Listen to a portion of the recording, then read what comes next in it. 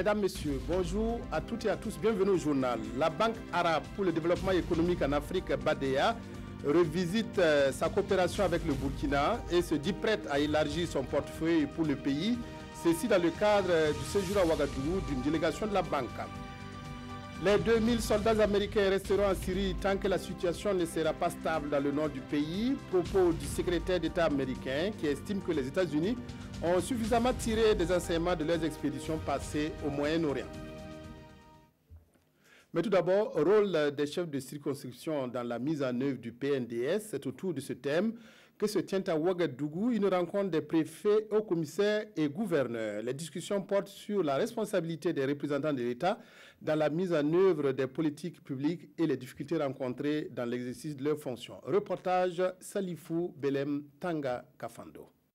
Préfets, hauts commissaires, gouverneurs, les chefs de circonscription se penchent sur leur rôle dans la mise en œuvre du PNDS. C'est à l'occasion de la première conférence des chefs de circonscription qui se tient à Ouagadougou. Il est question pour les chefs de circonscription de s'approprier des politiques publiques et de jouer pleinement leur partition pour leur bonne exécution.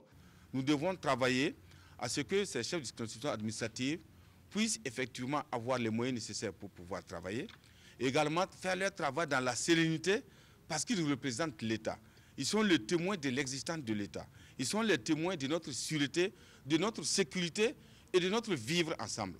Donc nous devons pouvoir les respecter parce que c'est ça qui fait notre unité. Nous avons aujourd'hui cette opportunité d'échanger sur le rôle des chefs de circonscription administrative, sur la mise en œuvre des politiques publiques et particulièrement donc du PNDS.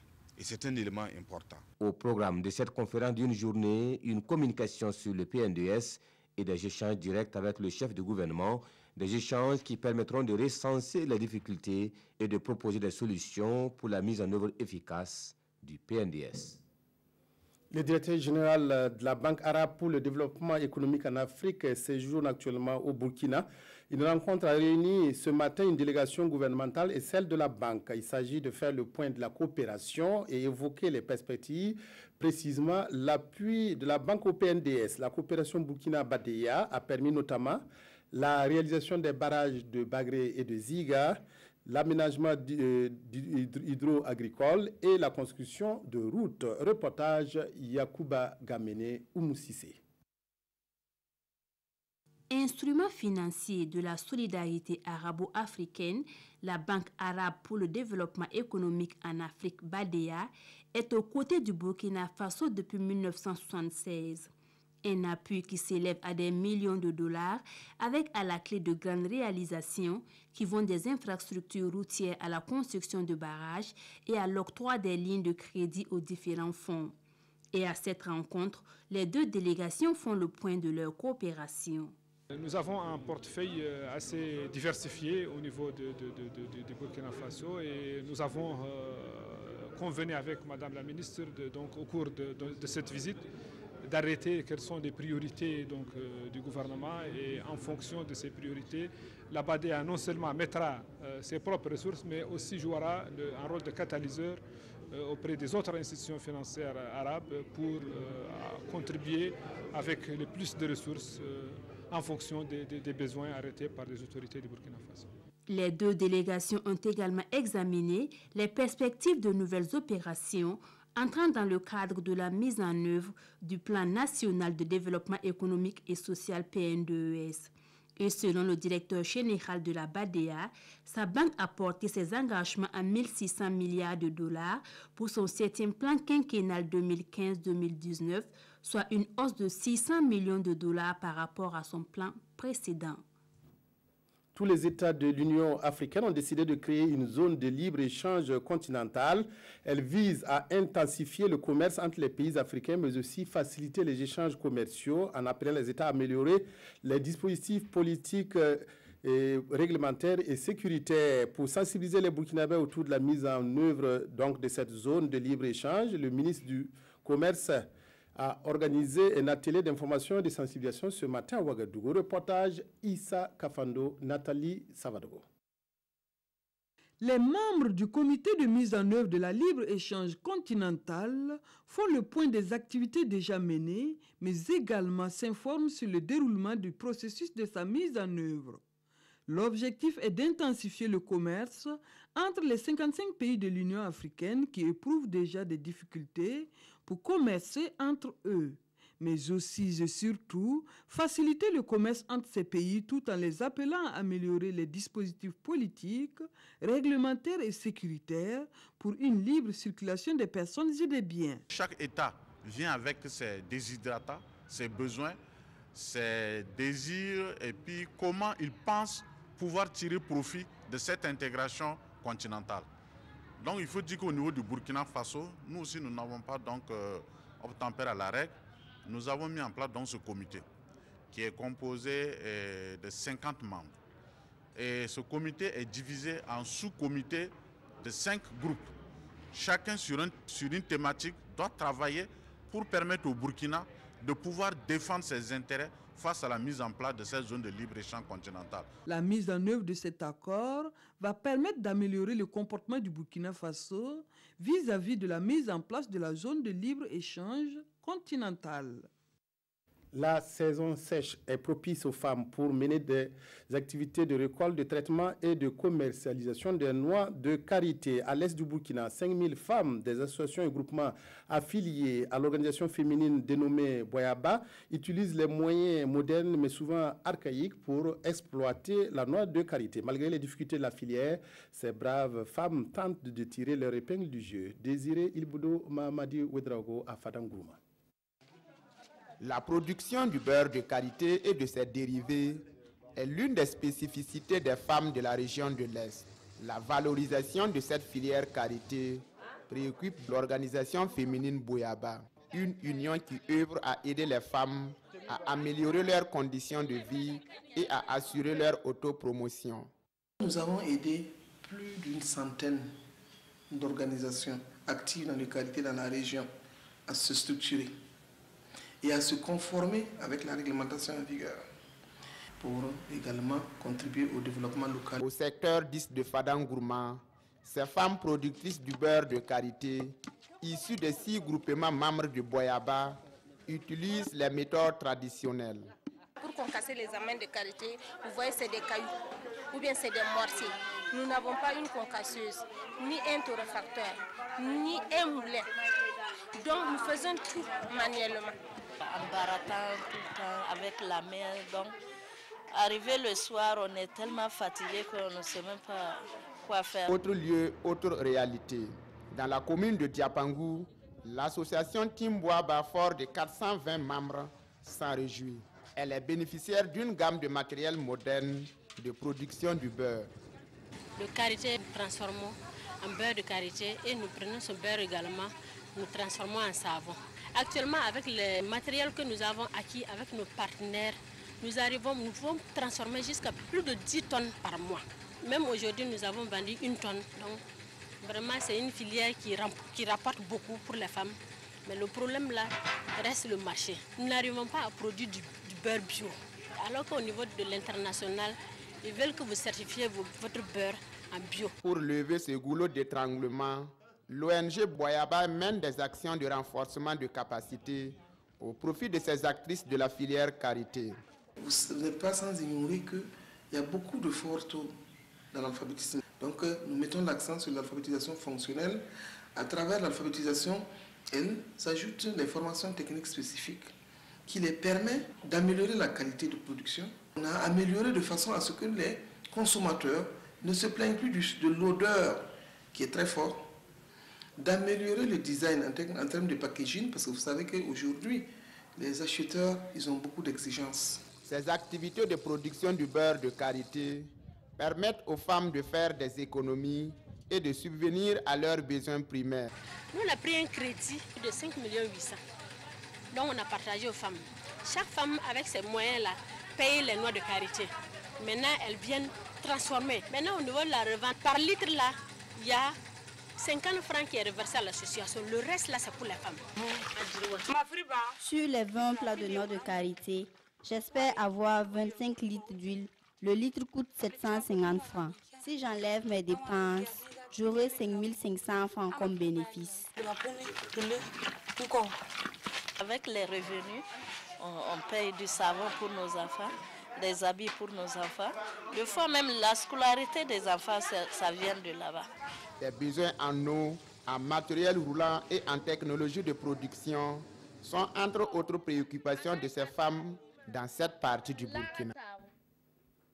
Créée il y a 25 ans, l'ONG Dakupa fait de la lutte contre la pauvreté son cheval de bataille. Sa zone d'intervention est la région du Centre-Est et particulièrement la province du Boulougou. L'eau, l'assainissement, l'éducation, la santé et la bonne gouvernance sont autant de secteurs qui bénéficient du soutien de l'ONG. Le bilan des différents programmes et projets a été fait hier à Garango dans le Boulougou. Reportage Urbain Sommet, Maxime Zongo. La précarité en milieu rural et surtout la persistance de l'insécurité alimentaire, une situation qui interpelle et qui invite à des initiatives pour relever le défi. C'est dans ce sens que l'ONG Dakupa, depuis plus de 2 décennies, œuvre aux côtés des communautés de base pour le renforcement de leurs capacités organisationnelles.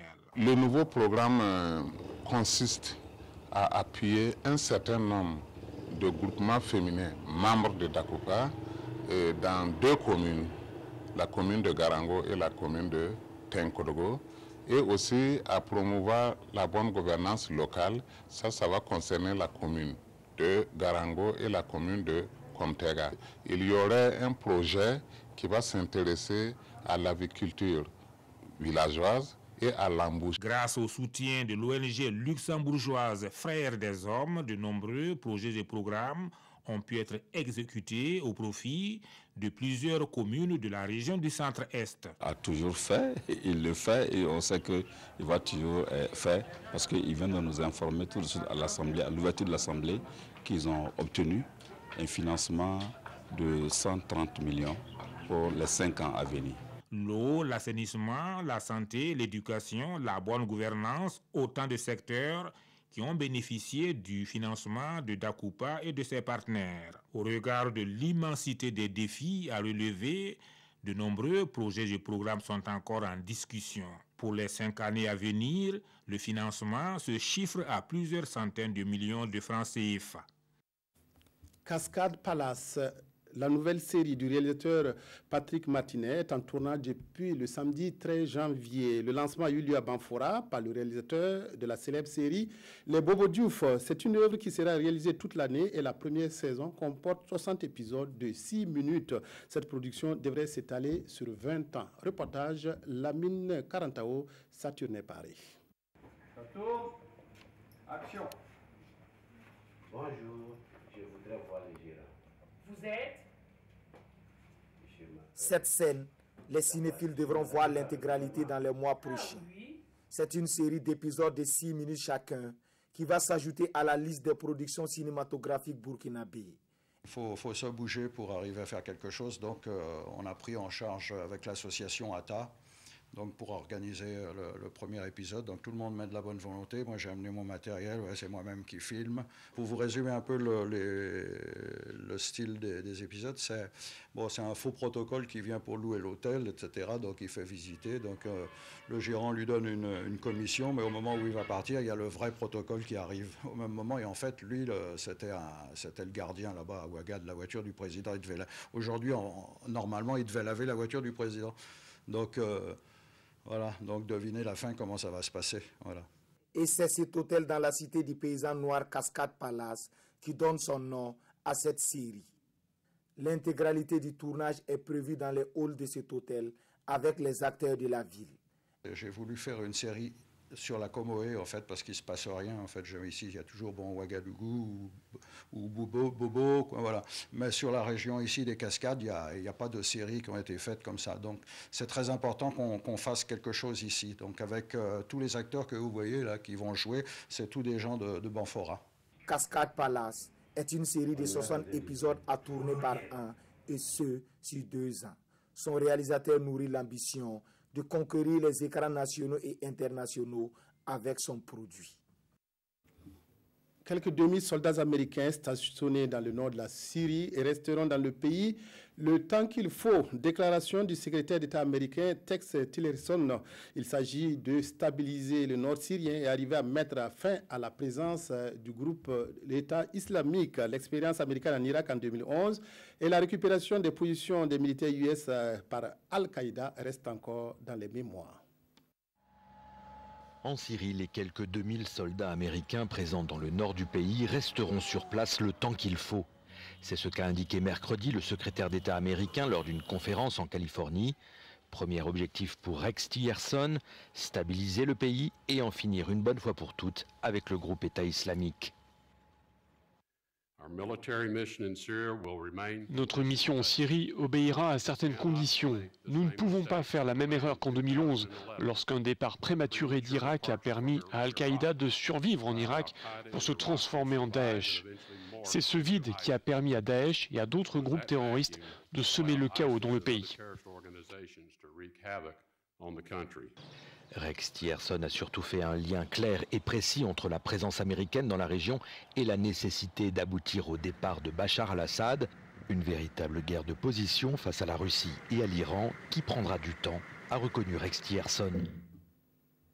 La situation en RDC avec l'entrée en jeu de l'église protestante est commentée aujourd'hui par les journaux burkinabés. Les quotidiens n'en finissent pas aussi d'évoquer la crise de l'éducation. La revue de presse signée Aimé Solange Yigma.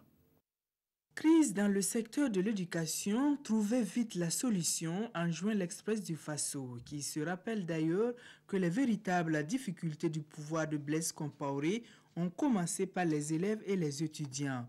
Aujourd'hui, ce sont les mêmes qui sont sur le terrain de la contestation, ce qui fait dire le quotidien que Roch Kaboré joue sa réélection avec cette situation. Il faut donc aller vite dans la recherche des solutions, rétorque l'Express du Faso, même si elles auront sans doute une incidence financière, insiste le quotidien qui pense que c'est le prix à payer non seulement pour juguler la crise, mais également remettre le système éducatif sur les rails. Hors de chez nous, la Bible vaincra-t-elle le César congolais, s'interroge le pays à propos du sermon de protestants qui prône l'alternance en RDC. Pour ce journal, en tout cas, le duel semble lancé entre le pouvoir divin et le pouvoir humain. Mais pour l'observateur Palga, les premiers ennemis du Congo, ce sont les Congolais eux-mêmes, à commencer par leurs dirigeants qui ont toujours martyrisé leur peuple tout en s'assurant de maintenir une gestion patrimoniale des ressources naturelles. Pendant ce temps, à Kinkala, chef-lieu du département du Poul, le représentant du gouvernement congolais et celui du Conseil national des républicains CNR, c'est-à-dire du pasteur Ntoumi, apposent leur signature sur un document qui stipule un cessez-le-feu dans la région, indique aujourd'hui au Faso, qui perçoit cet accord par rapport à l'existant politique et sécuritaire comme une avancée significative dans la recherche de la paix au Congo-Brazzaville, même s'il est loin d'être la solution. Fin de cette édition, merci de l'avoir suivi. Excellent après-midi à toutes et à tous.